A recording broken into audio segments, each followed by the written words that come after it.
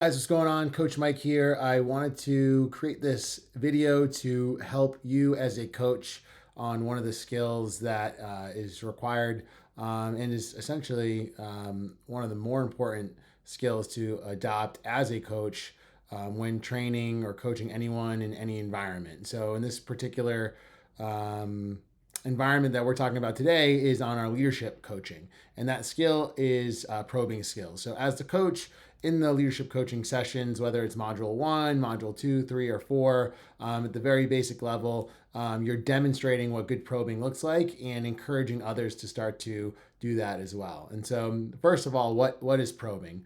So, probing is a technique to get someone to open up and give more insight or information. So, as a coach, you're going to get into different scenarios where people are not being very vulnerable, not opening up, not disclosing all the information. And so, as a coach, you want to approach it with some genuine curiosity and get some of those people to open up and share more with you.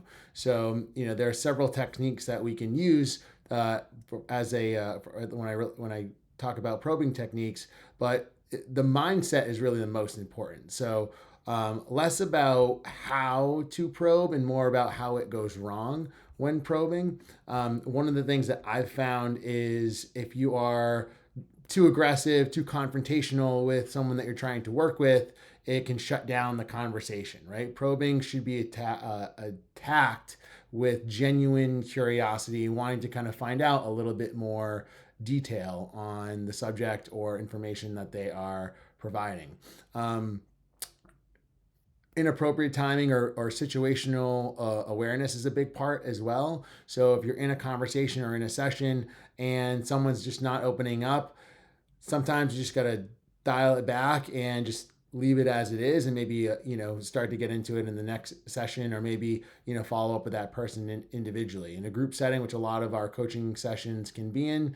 Not everyone is as open to getting into some of those details. So you have to also know when to stop probing and stop kind of asking some of those questions, or, exploring some of those details, or making some just general assumptions to get that individual to open up a bit more. So again, that can come off as insensitive. It can come off as just, again, the idea as being a coach is you want someone to, and those people to start to trust you, right? And so some of that will come with time. One of the things in terms of like a technique that I really like that I've used in the past, and that I use with both my clients that I've worked with on the training front, but also on the leadership side, is using like a labeling technique. So this can be in the form of it seems like, it looks like. That's what we refer to as a label.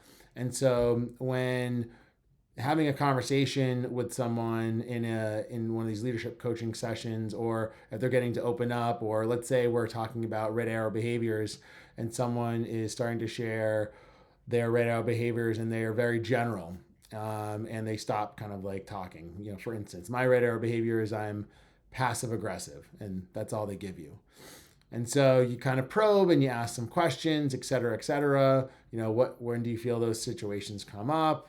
And as they continue to progress and progress, if they're still not giving you anything, you can kind of put a label to something. And so, for instance, you could say, it seems like you're only passive aggressive with peers, or you're only a passive aggressive with family members.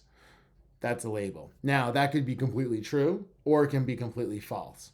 The reality is with a label is that when you put a label on something, someone is naturally going to correct you, whether it's right or whether it's wrong. And if it's right, then they tend to give more information. If it's wrong, they'll correct you and drive down a path that would be a little bit more accurate to what you're looking for. So again, labeling could be a good technique as it relates to probing. But I just wanted to create this video just to talk a little bit about some of the the skill of probing, where it goes wrong, and then some general techniques that you can use to get a little bit better at it. So hope that helped.